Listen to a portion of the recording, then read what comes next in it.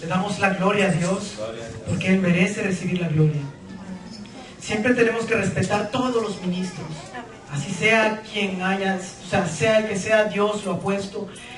Son hombres de Dios que han llegado a tal punto es porque Dios los ha puesto. Así que a mí me bendicen muchos pastores. Bueno, todos, así alguien mal de yo no dejo eso de un lado, agarro lo bueno y eso es bendición para mí. Así tenemos que tomar nosotros, porque son ministros de Dios. Después daré los anuncios al final.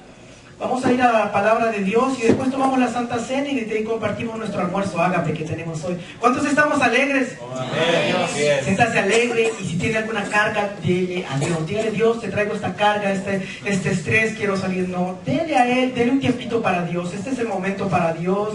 Le hemos adorado porque Él lo merece. Vamos a ir a la palabra de Dios en Éxodo 2. Éxodo 2.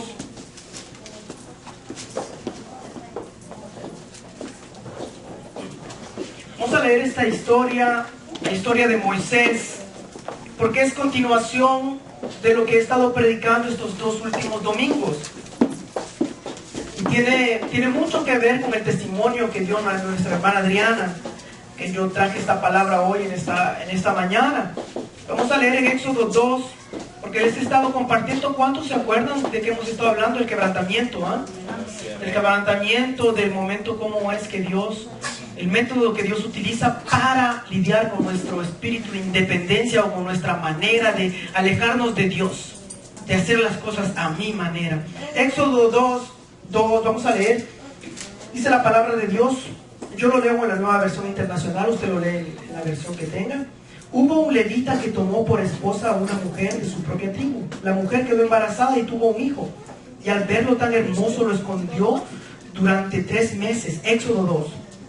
Cuando ya no pudo seguir ocultándolo, preparó una cesta de papiro, la embadurnó con brea y asfalto y poniendo en ella el niño, fue a dejar la cesta entre los juncos que había a la orilla del Nilo. Pero la hermana del niño se quedó a cierta distancia para ver qué pasaría con él. En eso la hija de Faraón bajó a bañarse en el Nilo. Sus doncellas, mientras tanto, se paseaban por la orilla del río. De pronto la hija del Faraón vio la cesta entre los juncos y ordenó a una de las esclavas que fuera por ella. Cuando la hija del Faraón abrió la cesta y vio allí dentro a un niño que lloraba, le tuvo compasión, pero aclaró que se trataba de un niño hebreo. La hermana del niño preguntó entonces a la hija del Faraón: ¿quiere usted que vaya y llame a una nodriza hebrea para que críe al niño por usted? Véala a llamarla, contestó. La muchacha fue y trajo a la madre del niño, y la hija del Faraón le dijo: llévate a este niño y críalo, yo te pagaré por hacerlo. Fue así como la madre del niño se lo llevó y lo crió. Ya crecido el niño, se lo llevó a la hija del Faraón, y ella lo adoptó como hijo suyo. Además le puso por nombre Moisés, pues dijo: yo lo saqué del río. Fíjese, ahora más adelantito. Un día, cuando ya Moisés era mayor de edad, fue a ver a sus hermanos de sangre y pudo observar sus penurias. De pronto vio que un egipcio golpeaba a uno de sus hermanos, es decir, a un hebreo. Miró entonces a uno y a otro lado, y al no ver a nadie, mató al egipcio y lo escondió en la arena. Al día siguiente volvió a salir, y al ver que 2 hebreos peleaban entre sí, le preguntó al culpable: ¿por qué golpeas a tu compañero? ¿Y quién te nombró a ti? Le dijeron: ¿y quién te nombró a ti gobernante y juez sobre nosotros? Respondió aquel: ¿acaso piensas matarme a mí como mataste al egipcio? Esto le causó temor a Moisés, pues pensó: ya supo lo que hice. Y en efecto, el Faraón se enteró de lo sucedido y trató de matar a Moisés. Pero Moisés huyó del Faraón y se fue a la tierra de Madián, donde se quedó a vivir junto al pozo. Padre Celestial, te damos la gloria en esta mañana, Señor. Padre, háblanos a través de esta palabra, Señor. Habla en nuestros corazones, Dios. Enséñanos, Dios. Hoy queremos aprender más de ti, Señor. Queremos más de ti. Espíritu Santo, te pido en el nombre de Jesús que hables a nuestros corazones y nuestra mente, Dios, en el nombre de Jesús. He estado hablando de esos 2 últimos domingos, tratando un tema que es el quebrantamiento, el método de Dios, el método que Dios utiliza para lidiar o para tratar con nuestra manera de hacer las cosas independiente. Nosotros hacemos las cosas a nuestra manera. no vamos a consultar a Dios para muchas cosas. Comenzamos empresas, comenzamos un trabajo, terminamos trabajo, hacemos todo a nuestra manera sin consultar a Dios. Y sabe que eso, al hacerlo usted de una manera independiente, es más peligroso que un pecado, que el mismo pecado. Al principio, el pecado original, cuando estaba Adán y Eva en el huerto, dice que Dios le dijo: de todos los árboles puedes comer, pero no toques el árbol del bien y del mal. ¿Sabía usted, como lo hemos visto, le estoy resumiendo un poco lo que hemos visto, que al decirle que no comiera del árbol del bien y del mal, era porque al comer de esto, así como la serpiente le dijo, cuando tú comas de él, tú serás semejante a Dios? O sea, iba a ser de una manera que iba a ser capaz de tomar decisiones por su vida, independientemente de Dios. Entonces usted se imagina que cuando ellos tomaron del árbol del bien y del mal, Adán y Eva se le abrieron los ojos. Y entonces ya no dependían de Dios, ya no estaban dependiendo de Dios. Y eso es por lo que la serpiente les dijo, que iban a ser como Dios. Ahora, muchos de nosotros hacemos tantas cosas independientemente de Dios. Muchas personas vamos a comprar algo sin consultarle a Dios. Y Dios ve que estamos tomando el lugar de Dios. Tú hiciste que ibas a ser como Dios, así como el diablo lo dijo, porque estás haciéndote como Dios, controlando tu vida en todo momento. No sé si ve lo que le estoy diciendo, hermano. Si usted por veces ponemos a alguien, a un familiar, por tu Dios, estoy confiando en mi esposo, en mi esposa, es él el que yo tengo mi esperanza, mi fuerza. Estás poniendo a alguien en el lugar de Dios. Entonces eso es lo que Dios quiere tratar. Y el método de Dios para tratar con esa independencia, con esa manera de alejarse de Dios y de hacer las cosas a nuestra manera, es a través del quebrantamiento. Es así como Dios nos trata y mire, pero normalmente Dios te habla. Ha llegado gente a ti, te ha acercado y te ha dicho: mira, la Biblia dice que esto está mal. ¿Ves? Él está mintiendo, no está bien. Pero nos hacemos los locos, no le hacemos caso. Yo me acuerdo de una persona hace tiempo que al estar en adulterio me dice: pero no, yo voy a evangelizar a este hombre, yo voy a predicarle, yo lo voy a convertir. Estás racionalizando el pecado. Estás pensando en que estás haciendo algo para Dios, mientras que Dios no te mandó a hacer eso. Entonces Dios te habla y alguna gente le llega a través de la palabra y le dice: hermano, hermana, esto que está haciendo no está en la voluntad de Dios, tiene que seguir lo que Dios le manda a través de la palabra de Dios. Al usted no escuchar, porque muy a menudo no escuchamos lo que Dios nos dice. ¿Cuántas veces no nos han hablado a través de las palabras, de las prédicas, de cualquier evangelista, de cualquier pastor, de un hermano, que Dios te está hablando? Pero si tú no le haces caso, Dios tiene que cumplir su propósito en tu vida, hermanos. Ahora, el método que Dios utiliza, lo que Él hace es a través del quebrantamiento en tu vida. Yo sé que el quebrantamiento es sinónimo de sufrimiento, porque son pruebas que duelen, son dolorosas. Entonces tenemos que ver que Dios te está hablando una y otra vez. Una y otra vez te está diciendo: no puedes hacer esto, o esto no está bien. Cuando tú lo escuchas, nosotros lo hacemos igual con nuestros hijos. Lo hacemos igual con nuestros hijos. Yo me acuerdo que cuando disciplinamos, por ejemplo, a mi hijo Mateo, la otra vez, fíjese cómo estaba él. Estaba disciplinándolo Claudia y llegó donde yo estaba y me dice: dígale a mi mamá que no me discipline, que no haga eso, que no está bien. Fíjese por qué le digo este ejemplo. Porque muchas veces es el trato de Dios a través de un hermano hacia ti. Un hermano, una hermana te quebranta de una manera u otra manera. Y entonces tú dices: Dios mío, esta hermana, este hermano está actuando mal, no se sujeta si somos líderes. Y no sabes que es Dios que te está tratando con tu vida, cierta área de tu vida. No sé si ve lo que le digo. Dios va a tratar contigo a través de pruebas. La hermana nos daba en el testimonio: he estado tan mal, he estado en el suelo durante tantos días, quebrantada hasta el punto de llegar a cuestionar la existencia de Dios. Lo que sucede es que somos seres tripartitos. Tenemos el cuerpo, adentro está el alma, y dentro del alma está el espíritu. Cuando tú recibes a Cristo Jesús por tu Salvador, cuando tú le entregas tu vida, el espíritu llega a morar, pero no llega a morar en tu carne. No llega a morar en tu alma, en tu orgullo, en tu ego, en tu conocimiento, en tus planes. Él llega a morar en tu espíritu. Entonces usted se imagina como un huevito que está el cascarón, de ahí está lo blanco y está lo amarillito. Así como la electricidad necesita de cable para conducirse, el espíritu trabaja en tu espíritu. Entonces somos seres. Mire lo que dice la palabra de Dios. Voy a ir para ver este aspecto muy importante. Vamos a leer en Romanos 8:11. Voy a ir a Romanos 8:11. No quite Éxodo porque vamos a regresar. Solo quiero resumir rápidamente lo que hemos hablado. Romanos 8:11 dice: Y si el espíritu de aquel que levantó de los muertos a Jesús mora en vosotros, el que levantó de los muertos a Cristo Jesús vivificará también vuestros cuerpos mortales por su espíritu que mora en vosotros. Les voy a leer Primera de Corintios 3:16. Si usted sonó, solo escúcheme los versículos. Primera de Corintios 3:16. ¿No sabéis que sois templo de Dios y que el Espíritu de Dios mora en vosotros? Cristo, el Espíritu Santo, quien es Dios, mora en ti. ¿Cuántos están conmigo hasta ahorita? ¿Están conmigo? Está el Espíritu Santo dentro de ti. Y Romanos, 1 Corintios 6:17. Fíjese lo que dice.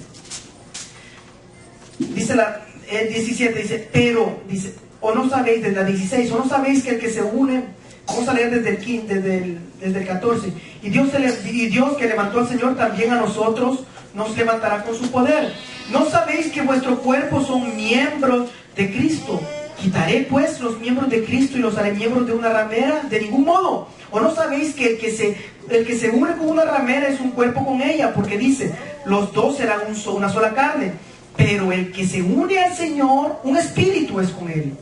Huid de la fornicación. Cualquier otro pecado que el hombre comete está fuera del cuerpo, mas el que fornica contra su propio cuerpo peca. ¿O ignoráis que vuestro cuerpo es templo del Espíritu Santo, el cual está en vosotros, el cual tenéis de Dios y que no sois vos vuestros? Fíjese entonces, qué importante es ver que Dios mora dentro de ti. Pero el Espíritu Santo no puede fluir en ti mientras tu orgullo esté allí. O sea, tu alma, tu carácter, tu ego. Por ejemplo, si tú eres muy enojado, ¿cómo el Espíritu Santo va a fluir a través de una persona tan enojada? Tiene que quebrantar el enojo que hay en ti. Si una persona es muy orgullosa, ¿cómo el Espíritu Santo va a fluir? Usted se imagina, la gente va a ver, el Espíritu va a estar mezclado, contaminado, va a ver el orgullo que hay en ti. Entonces tiene que quebrantar el orgullo que hay en ti. Entonces me va entendiendo, cada área de ti que le impide a Dios hacer el propósito en tu vida será quebrantada, hermano. Entonces Dios nos dice realmente, desde que tú te convertiste, el Espíritu Santo, suceso tras suceso, evento tras evento, te está trabajando. ¿Sabe lo que sucede? Que muchas veces no vemos a Dios en el asunto. Me explico, usted se está enojado, por ejemplo, y llega una hermano, le saca la piedra y usted se enoja más. Y usted dice, esta hermana es la que me está enojando. Dios mío, deberías de reprenderla. Y usted no se está dando cuenta que es Dios trabajando en tu vida. Como mi hijo me dice, mi mamá me está disciplinando, dígale a mi mamá que no me discipline. Entonces se imagina que alguien me moleste y yo por estar realmente le diga a Dios, Dios mío, esta hermana que me saca la piedra, que me enoja, repréndela, Señor. Y usted no se da cuenta que es Dios trabajando en tu vida. Cada momento que tú vives y que pasas por una situación es Dios trabajando tu vida, hermano. Cada situación, al orgulloso le va a llegar un momento, hermano. Es así, porque Dios, así es como Él nos trata. El orgulloso lo pone en un estado de humillación. Y tú tienes que aprender a ver la mano de Dios, porque ¿qué es lo que impide el quebrantamiento? Cuando tú no ves la mano de Dios, sino que le echas la culpa a tu hermana, a tu hermano. Muchos líderes se han levantado gracias a hermanos, a hermanas que los han incomodado. Pero tú piensas que es la hermana la culpable. Y oras para que se sujete. Y realmente es Dios trabajando contigo para que tú hagas algo, que tú reacciones. Entonces van a haber eventos en tu vida que van a tocarte para que Dios obre en tu vida, sea cual sea el área. Fíjese que en una ocasión Yo solo los voy a leer en Números, si no, si quieren. En ese, no sé si lo que conocen en la historia de cuando iba el profeta en un burrito. Números 22, 21. Para que sepa, hermano, por aquellos que no quieren ver la mano de Dios en todo lo que sucede. En todo lo que te sucede tienes que ver la mano de Dios. Números 22, 21. Dice: entonces envió Israel embajador a Sehón, rey de los amorreos, diciendo: pasaré por tu tierra. Números 22, 21, perdón. Así Balaam se levantó por la mañana y enalbardó su asna y fue con los príncipes de Moab. Y la ira de Dios se encendió porque él iba, y el ángel de Jehová se puso en el camino por adversario suyo. Iba pues él montado sobre su asna y con él 2 criados suyos. Y el asna vio al ángel de Jehová que estaba en el camino con su espada desnuda en su mano. Y se apartó el asna del camino e iba por el camino. Entonces azotó Balaam al asna para hacerla volver al camino. Pero el ángel de Jehová se puso en una senda de viñas que tenía pared a un lado y pared al otro. Y viendo el asna, el ángel de Jehová se pegó a la pared y apretó contra la pared y el pie de Balaam y volvió a azotarla. Y el ángel de Jehová pasó más allá y se puso en una angostura donde no había camino para apartarse ni a derecha ni a izquierda. Y viendo el asna, al ángel de Jehová se echó debajo de Balaam, y Balaam se enojó y azotó al asna con un palo. Entonces Jehová abrió la boca al asna, la cual dijo a Balaam: ¿qué te ha hecho que me has azotado estas 3 veces? Y Balaam respondió al asna: ¿por qué te has burlado de mí? Ojalá tuviera espada en mi mano, que ahora te mataría. Interesante, hermano, lo que yo quiero que retenga de esta historia, de que hay veces, siempre, Dios pone personas, gente que te traten en tu vida. Y tú no ves la mano de Dios. Y te portas como el profeta que le está pegando a los otros, que le está pegando a la asna, al asno, o a la burrita, al burrito. Tú le puedes estar pegando a una hermana, a un hermano, porque piensas que es el hermano, la hermana, el culpable. Puedes hasta llegar a enojarte porque alguien te está tratando, te puedes enojar con tu pareja. Pero tienes que entender que es la mano de Dios tratando una área de tu vida en la cual tú sabes que no puede fluir el Espíritu Santo. Y ahí es donde quiero que lleguemos con el ejemplo de Moisés. Muchas veces otra dificultad para el quebrantamiento es que apenas Dios te pone la mano y tú lloras. Apenas un hermano te hace algo en la iglesia y dices: en esa iglesia no hay amor, en esa iglesia no sirve porque miren cómo son, me tratan mal, me voy. Dios te está apenas quebrantando tu egocentrismo, que se trata de ti todo. Dios está tocando esa área a través de hermanos, a través de hermanas. Y cuando tú apenas Dios te toca un poquito, lloras y te vas. Y Dios dice: ay, mi hijo, van a ser 40 años entonces. Porque realmente con una no. Entonces será en otra ocasión y será en otra ocasión. Pero el propósito de Dios se cumplirá en tu vida. Eso es algo tan real, hermanos. Ahora, yo te pido ahora a través de esta enseñanza que cada cosa que te pase en tu vida veas la mano de Dios y no le eches la culpa a nadie. ¿Qué área de mi vida tú estás trabajando, Señor? La hermana decía: Dios, dime qué es lo que yo tengo que hacer ahora, ya no sé nada. Mucha gente no va a ver la mano de Dios o ve algún trato y piensa que son los hermanos y se va de la presencia de Dios, como Jonás. Fíjese que Jonás se huyó. Dice que no quería ir a predicarle a Nínive. Y se iba y se fue. Y dice que Dios, hermano. Vamos a ir a ver este ejemplo de Jonás, por favor. Porque yo creo que vale la pena verlo en Jonás 1:4. Jonás está en los últimos libros, pero si no, yo se lo voy a leer. Porque es necesario estar en cuenta que Dios está obrando en tu vida.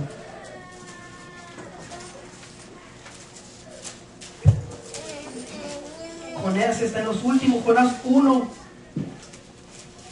Entonces Jonás 1, fíjese lo que dice en Jonás 1:4. Usted se imagina, Dios le dice algo a Jonás, para los que conocemos la historia: tiene que ir a predicarle a un pueblo malo, a un pueblo que no es bueno, que ha maltratado a los israelitas. Él ha sido malo, ese pueblo. Entonces el profeta Jonás dice: ¿cómo voy a hacer eso yo?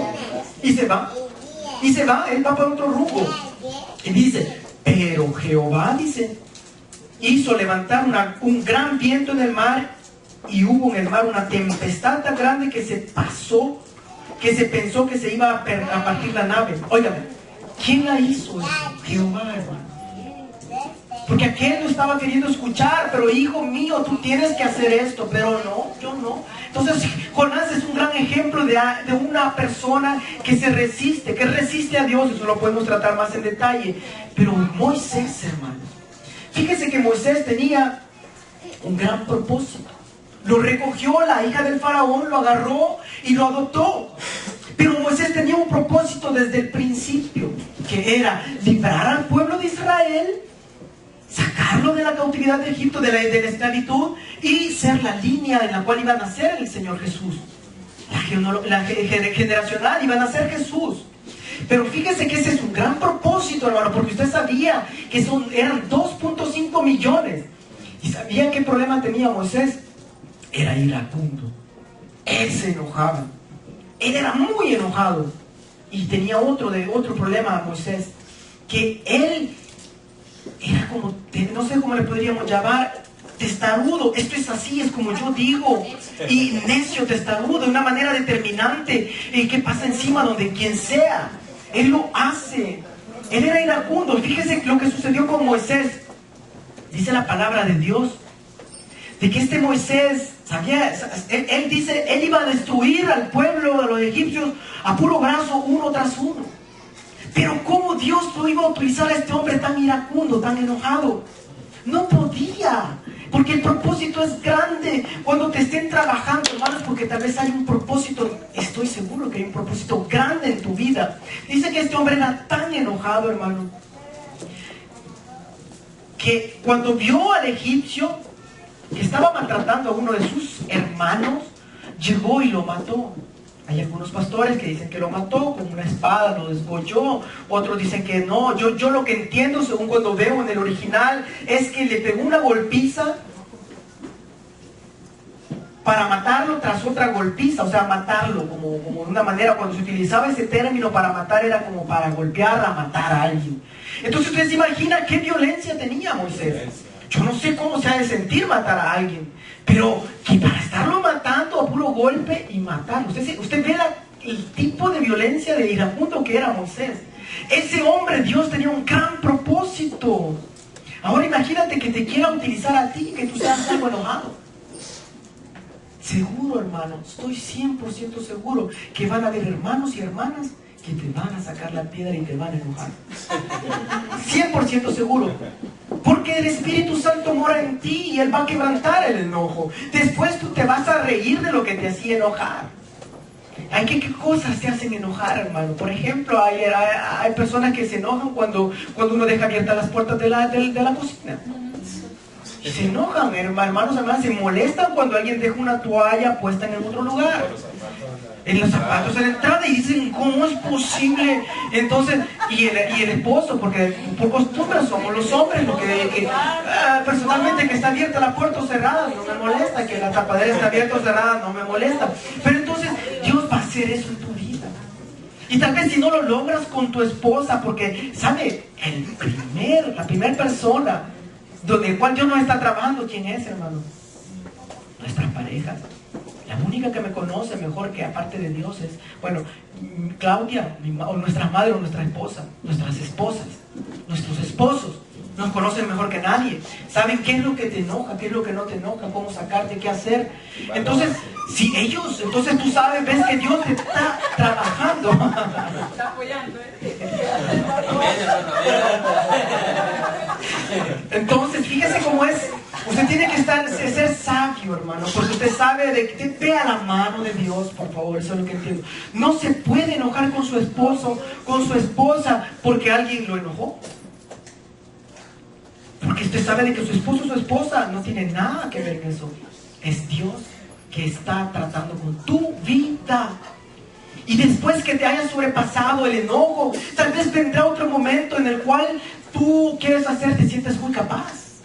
Sabemos mucho que Dios nos quebranta porque nos sentimos muy capaces de hacer todo. Y entonces comienzas con 5 proyectos, pero te caen 3 más de saber de dónde. Y tú todavía te haces más fuerte y haces los 5 o 8 proyectos y te llega una enfermedad de un hijo. Ya no te sientes más capaz. O te enfermas tú, estás a punto de morir.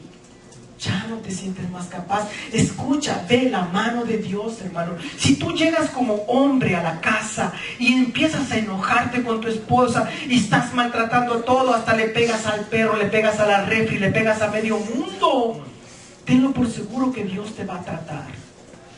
Ahora puede ser que tú estés resistiendo eso, pero tarde o temprano te quebrantará.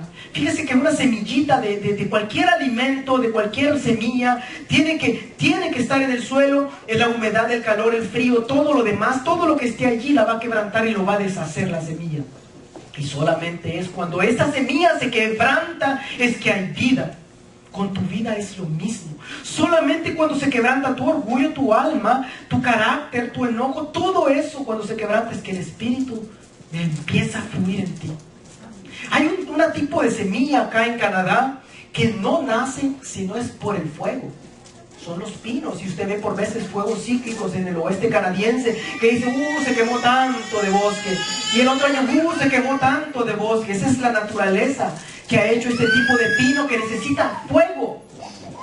Ahora bien, escucha, hermano, fíjate, tú estás pasando tal vez por la prueba de fuego y le oramos a Dios para que apague este fuego, o que quite ese fuego. Es un no sentido.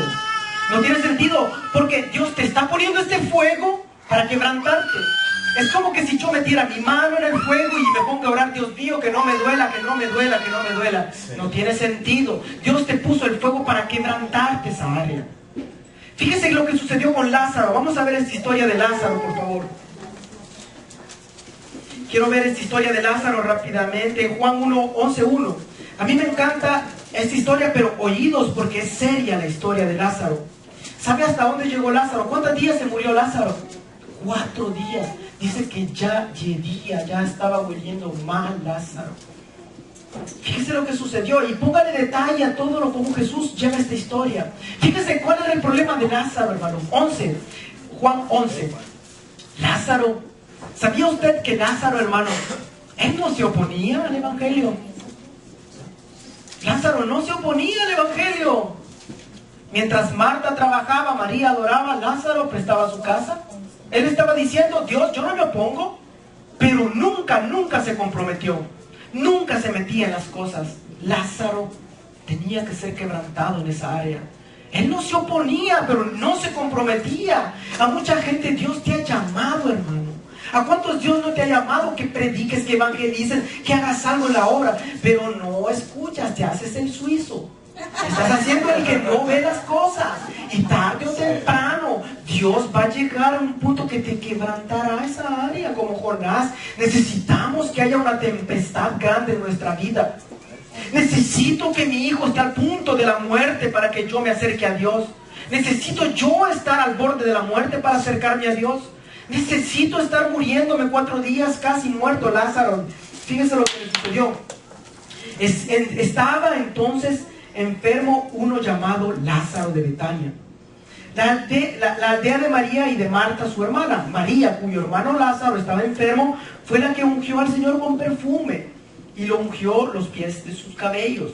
Enviaron pues las hermanas para decir a Jesús, Señor, he aquí el que amas está enfermo. Oyéndolo Jesús dijo, esta enfermedad no es para muerte, sino para la gloria de Dios, para que el Hijo de Dios sea glorificado por ella. Y amaba Jesús a Marta, a su hermana y a Lázaro. Oiga, Jesús los amaba, hermano. Cuando oyó pues que estaba enfermo, se quedó 2 días más en el lugar donde estaba. Luego después de esto dijo a los discípulos, vamos a Judea otra vez. Le dijeron los discípulos, Rabí, ahora procurad los judíos aprenderte y otra vez vas allá. Respondió Jesús, no tiene el día 12 horas y el que anda de día no tropieza, porque va a la luz de este mundo. Pero el que anda de noche tropieza porque no hay luz en él. Dicho esto, les dijo después, nuestro amigo Lázaro duerme, mas voy a despertar. Le dijeron entonces sus discípulos, Señor, si duerme, sanará. Pero Jesús decía esto de la muerte de Lázaro, y ellos pensaron que hablaba del reposo del sueño. Entonces Jesús les dijo claramente, Lázaro ha muerto, y me alegro, oiga, y me alegro por vosotros de no haber estado allí, para que creáis más. Mas vamos a él. Dijo entonces Tomás, llamado Dídimo, a sus discípulos, vamos también nosotros para que muramos con él. Pero, óigame, Jesús se alegró. Cuando usted ve esta historia y tanta riqueza, Jesús se alegró. Lázaro estaba muerto. Dice más adelante, lo podemos leer. Dice, habiendo dicho esto, fue a María. Pero lo que le quiero leer es cuando ya vino. Lázaro estaba, ya llegía. Cuando él llegó, dice, era una cueva y tenía una piedra puesta encima. Dijo Jesús, quitad la piedra, y entonces donde le dijeron, ya tiene 4 días, Señor Jesús, ¿cómo tú vas a levantar a ese si ese ya lleve? Le dijeron cuando él llegó. Pero fíjese, póngale cuidado, hermano. Dice que esa enfermedad no era de muerte, era para la gloria de Dios. Para la gloria de Dios, hermano. Cuando hay muchas enfermedades que pueden llegar a tu vida, porque Dios te está quebrantando una área de tu vida. Dios dice que Jesús, y me alegro, dice, y todavía se esperó 2 días más. Fíjese cómo es, hermano. Está pasando por el fuego de la prueba en ese momento. Estaba pasando por el fuego de la prueba. Y tú oras por un tal hermano para que Dios lo sane al instante. Y Dios está diciendo, pero es que yo lo estoy trabajando. Este hermanito, hermanita, es tan independiente que de mí se ha olvidado. Más bien tiene por Dios sus capacidades, sus fuerzas, su mente. Y eso a Dios le aborrece. Cuando tú te crees Dios. El diablo quiso hacerse como Dios, porque quiso tomar decisiones que solo a Dios le concede, que solo Dios las puede dar. Entonces Lázaro no se comprometía, pero no molestaba, pero no se metía con las cosas de Dios. Él era como yo, ni sí ni no, hágalo. Dios dijo, ¿usted cómo cree que salió Lázaro ahí todo vendado de la cueva cuando ya llegía? ¿Usted cree que fue el mismo hombre de antes? Hermano, imagínese usted, muerto después de tantos días. ¿Saldría lo mismo? ¿Cuántos de nuestros eventos nos han cambiado la vida por completo, hermano? Cuando te pasa una enfermedad de muerte, ya no sos el mismo. ¿Usted cree que Jonás, cuando salió del pez, de la ballena, o que se lo comió, salió lo mismo? No, si es que Jonás oró cuando estaba allá dentro de la ballena. Me imagino los jugos gástricos, lo que tenía, los ácidos de la ballena, quemándolo y todo. Ese es un milagro. Usted se imagina, hermano, por favor, esto es algo real. Tú tienes que ver la mano de Dios en tu vida. Y Dios cumplirá el propósito en tu vida. Ahora, hay un temor santo. ¿Sabe que el temor a Jehová es el principio de la sabiduría?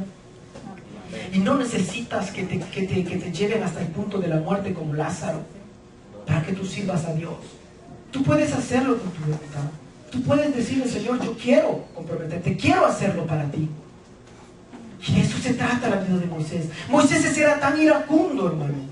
Se enojó, mató a uno. ¿Sabe que llegó, despuésito de la historia que estábamos leyendo, se acercó a un pozo y llegaron unos pastores y se puso a pelear con los pastores? Se peleó Moisés con los pastores. Después, más adelante, Dios le dijo a Moisés, Moisés, háblale a la piedra para que salga agua. ¿Qué hizo Moisés? Le pegó a la piedra. Después vino Dios y le dio las tablas de la ley. ¿Y qué hizo? Vio a todo el pueblo así y quebró las tablas. ¿Usted se imagina que un pastor tenga problemas de enojo? Que yo vea a un hermano durmiendo, se agarra la Biblia, este no me está poniendo atención y hermano, o me escucha, como dice alguien. No, usted se imagina, Dios me va a quebrantar, hermano. Te tienen que quitar eso porque hay un propósito grande en tu vida. Hay algo grande para ti. Para todos los que estamos en los caminos de Dios. Lo único que hay gente que es otras áreas. Alguna gente tal vez es el orgullo. Otra gente que, mire, unos tenemos tantas capacidades que Dios nos ha dado. Y eso es delicado. Porque podemos hacer el lugar de Dios. Podemos hacerlo, hermano, y eso es delicado. No, eso no tiene que ser así. Tenemos que depender de Dios en cada momento. Yo alguna vez escuché un predicador que él había escuchado de un hermanito que daba un testimonio. Dice que este hermano era bravo, se enojaba y él sí, no tenía problema para agarrarse a trompadas con cualquiera. Él así arreglaba las cosas. Era cristiano, pero así era, enojado. Entonces dice que iba en su moto y se le cortó un hombre en un carro y se fue detrás de ese hombre en la moto y ese hombre quería agarrarlo con el casco y deshacerlo. Y no va a creer usted, hermano, que le va saliendo un tremendo moreno, pero de cuadrado, así como 3 veces el cuerpo de él. Dice que desde ese día se quedó quietecito. Pensaba que todos eran así. Se le quitó el problema de ira. Dice que se quedó curado, dice que después ya no, ya se calmó. Hermano, siempre te va a salir algo así tan grande. Entonces no tenemos que esperar para mira, un pastor, ¿quién decía? Guillermo Maldonado decía que él tenía un problema con las mujeres, o sea, en el sentido, no, perdón, con las mujeres de que no puedan ministrar, no en el otro sentido, sino en el altar, que no prediquen, que no, él veía el ministerio para los hombres. ¿Y sabe quién impartió una unción, dice él y todo? Una mujer. Quedó humillado así. Porque para él que una mujer lo ministre era no, decía él, lo mismo lo cuenta su testimonio. Y muchos grandes hombres han sido quebrantados hasta deshacerse, hasta ya deshechos, para que Dios los utilice. Amén. Así es como Dios se utiliza, hermano. No hay si no muere, dice Juan 12:24. No es que si el grano muere que da fruto. Y si tú le pides a Dios, Dios, cámbiame todo mi esposo, cámbiame a mi esposa, cámbiame todo, porque esto ya no lo aguanto. Dios te va a decir, esto es lo mejor para ti. Y si volvieras a nacer, esto es lo mejor para ti, porque tu esposo es el ideal para quebrantarte a ti. Y tu esposa es el ideal para quebrantarte a ti. Y tú fuiste así, porque usted cree, hermano. El domingo próximo quiero hablarles de la soberanía de Dios. Sinceramente, ¿usted cree que Dios está en control de las cosas o no? Él está en control de todo. A Jonás, él le puso una tormenta y le puso el pez, le puso todo. A José, ¿sabemos la historia de José? ¿Saben? El hijo de Jacob, lo vendieron como esclavo. Lo aventaron a un pozo, lo metieron como preso, lo golpearon y de paso la esposa de Potifar lo difama y lo corren y todo. ¿Y saben qué dijo José? Bueno, esta es la mano de Dios. Al final dijo, ustedes pensaron mal contra mí, pero Dios estaba orquestando, estaba planeando para salvar a su pueblo. Así pasó con Jonás. Dios estaba poniendo todo el elemento. Así pasó con todos los hombres de la vida, de la Biblia, hermano. Ismael, el hermano de Isaac, dice que este hombre, ¿cómo maltrataba a su hermano Isaac? Eso es lo que dice la palabra. Se los voy a leer este ejemplo de Ismael. En Génesis 21:8. Fíjese, hermano, ¿cómo es esto? Génesis 21. Génesis 21:8. Y creció el niño. Este está hablando de Ismael. Ismael fue un hijo de Abraham que lo tuvo con una esclava cuando Sara no podía tener niños. Entonces tuvo un hijo aparte con la esclava con la sirvienta de Sara.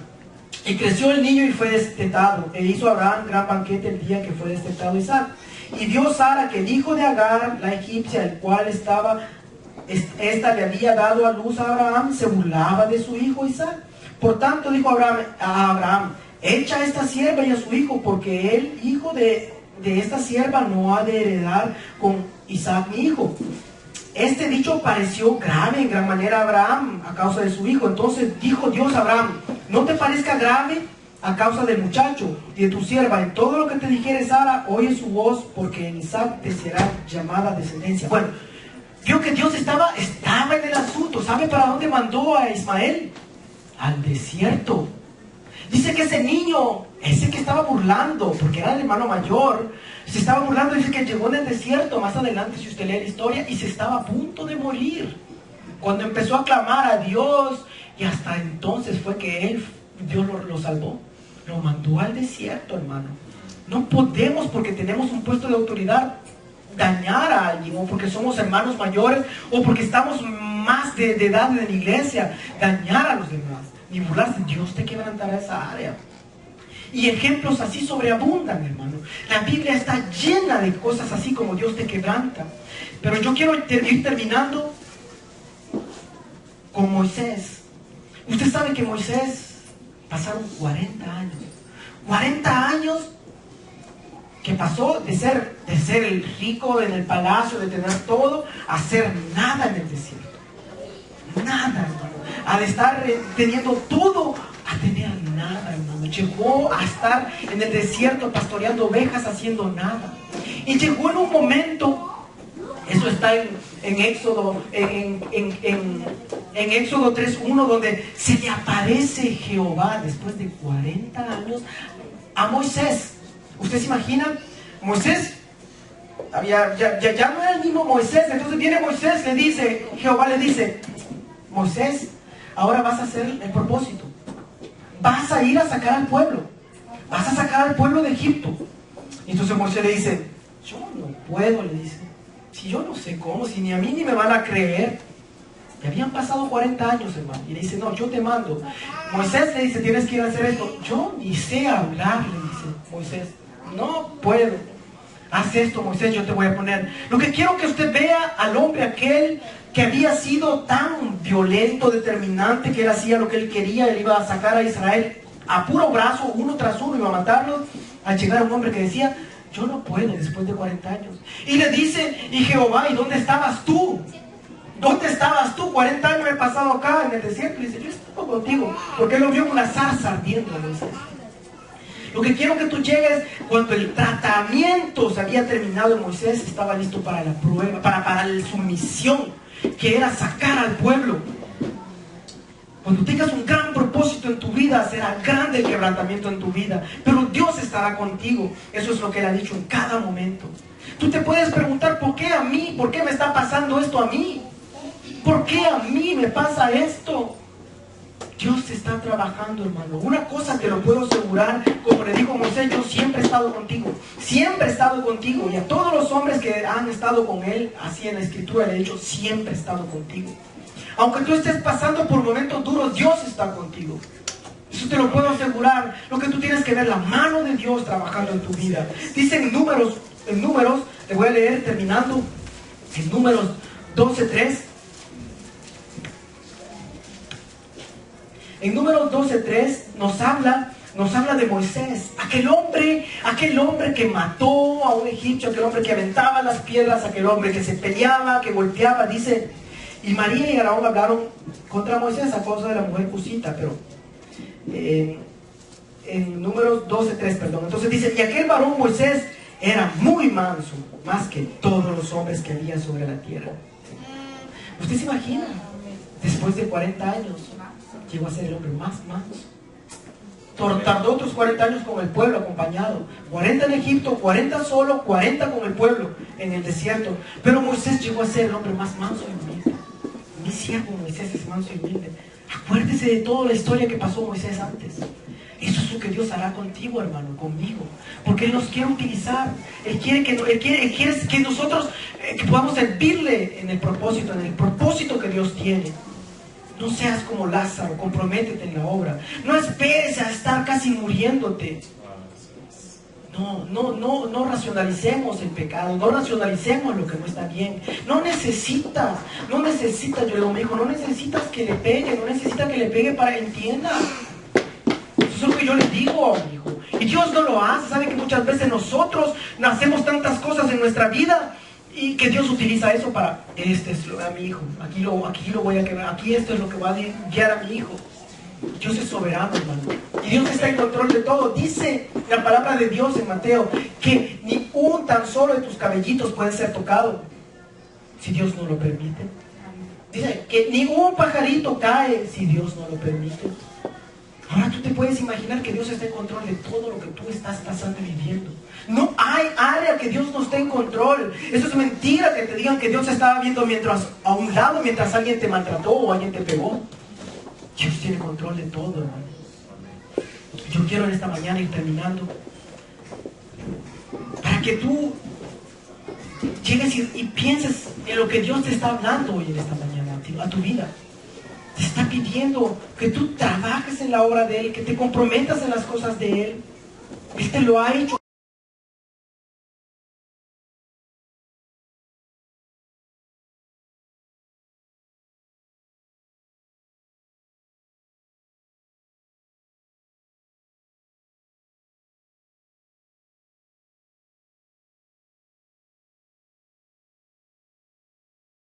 Mil veces te lo ha pedido de una u otra manera. Y tú tienes que llegar al punto de decirle, Señor, yo quiero realmente servirte. No lo podemos hacer, hermano. Lo podemos hacer sin necesidad al quebrantamiento, ni sin necesidad de llegar a la prueba dura en tu vida.